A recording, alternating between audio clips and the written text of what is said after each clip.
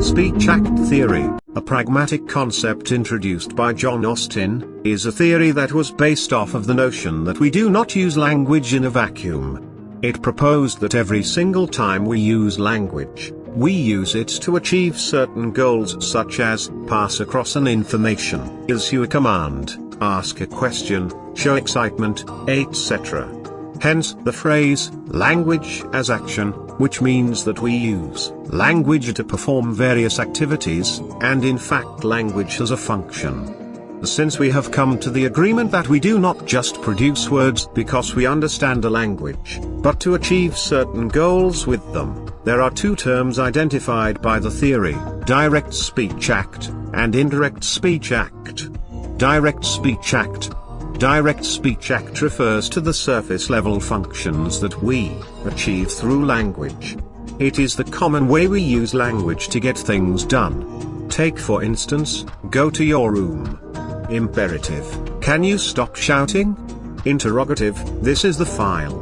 Declarative, that's amazing. Exclamative, all the examples above are direct speech acts because they express the functions they were structured to express. Indirect speech act. Indirect speech act refers to the use of language to perform functions that are different from what they appear to be on the surface level. Here, we use language to say more than we mean by relying on context, rather than content to generate meaning. Take for instance, did you meet the door open? Said to a child who walked into a house without shutting the doors even though he met them closed. Good morning. Said by an adult to a child who did not greet the adult first. Put it on my head. Said by a mother to her daughter who asked where she could keep a bowl of soup. Now you can see from these examples, that language is being manipulated by the speakers to perform other functions, than what it appears to be doing. This act relies on context to create meaning, otherwise it would be misinterpreted by the interlocutor. There are three speech acts, Locutionary act, Illocutionary act, and Perlocutionary act. Locutionary act. Locutionary act refers to utterances that are produced according to the rules of a language. That is, the production of utterances that are consistent with the grammar of a language, the rules that determine the combination of words, or sounds in a language to form coherent utterances. Take, for example, the book is white. Can you look at the window? It is preposterous. Mary has a little lamb.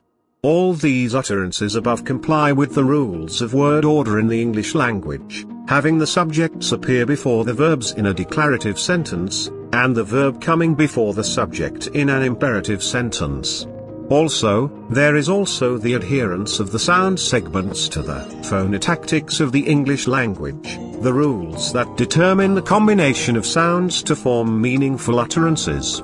For instance, /k/, /ash/ and /n/ are the appropriate sound combined to form a meaningful utterance as a combination such as /k/n/, while /kn/, /ashkn/ or /nk// are not meaningful sound combinations in the English language.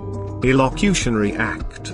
The Illocutionary act refers to the force that is associated with the locutionary act. Better put, it is the function that is attributed to the products of the locutionary act, that is, the actions that we perform through the production of utterances that are consistent with the rules of a language. For example, go home. Imperative/command/directive, can you speak louder? Interrogative, that is the best cafe. Declarative, all the examples above have their respective functions indicated beside them. For instance, go home is a command or an instruction directed at a receiver by a speaker. Can you speak louder? Is a polite request to raise one's voice, while that is the best cafe is a statement of fact. Perlocutionary act. Perlocutionary act is the resulting effect of both the locutionary act and their illocutionary act. There is always an intention behind our use of language, since we use language to perform various functions, and so the success of communication depends on whether or not the receiver gets the intended message of the speaker, and in turn responds accordingly. So perlocutionary act refers to the effect of an utterance on a receiver, which could be conviction, enlightenment, or entertainment. For example, John, Michael, have you seen the results? You came first. Michael, for it? I hope you're not kidding me. John, serious bro. You came first. Michael, yes. Where is it? Where can I check? John, follow me.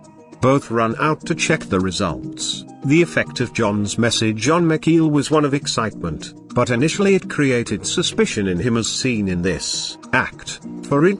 I hope you're not kidding me. But John's insistence cleared his doubt and he became overjoyed. Perlocutionary act is not only the effect of an utterance on the receiver, but also the actions that the receiver takes as a result of the effect of a speaker's utterance. Take Michael's reaction for instance.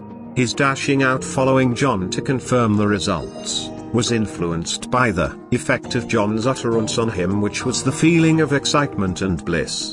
So speech act theory is concerned with how we perform various functions with language, either directly or indirectly. It deals with the production of utterances according to the provisions of the grammar of a language, the functions they perform as well as their effect on the receiver, and the action it prompts their receiver to take in response. See you soon.